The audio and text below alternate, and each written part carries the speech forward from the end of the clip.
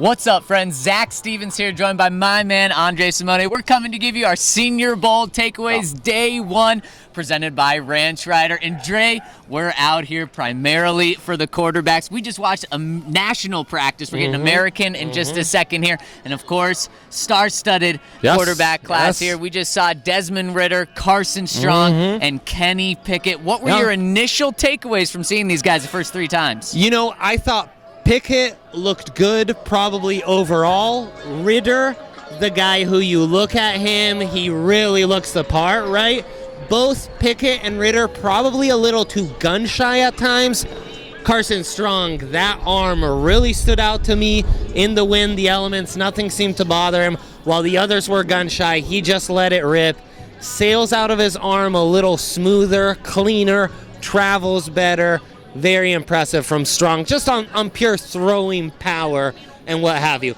Presence from Pickett stood out, and I think Ridder maybe checked off the most boxes and had a very consistent day. And I'm going to say for myself, it seemed like we were watching guys starting the draft process, meaning gun-shy was a word that we certainly saw. A lot of rust. None of these guys jumped out to me and said, take him number one overall, but that's kind of what we expected from this group. We didn't expect to see that yet. That's right. Some fumbled snaps in 11-on-11, some one-on-one, tight ends versus linebackers, wide receivers versus DBs, where the guys didn't throw it and instead chose to scramble it. Very first day of practice, feeling our way in.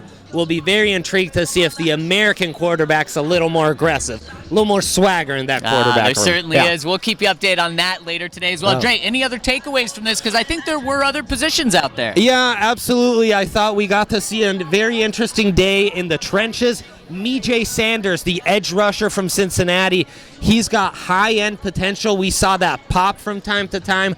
My personal favorite, Jeremiah Hall, the fullback out of Oklahoma, looked nice.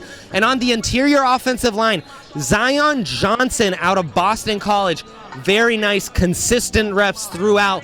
When the O-line maybe struggled, he was one of the few guys that play in, play out, showed me a lot of stuff. I'm so happy you're down here watching all these guys. One more Colorado guy, Trey McBride from CSU. He's out here. Dre, our initial takeaways were he's a little smaller than a lot of these guys, only listed at 6'3", just above 6'3", but I'll tell you what, he did a great job catching the ball and hanging on to it today. Caught a lot of contested ones. He's just so refined as a pass catcher and route runner. You really see it. What really stood out, though, we talked about inconsistent play from the O-line. I thought Trey was one of the best blockers we saw in 11-on-11.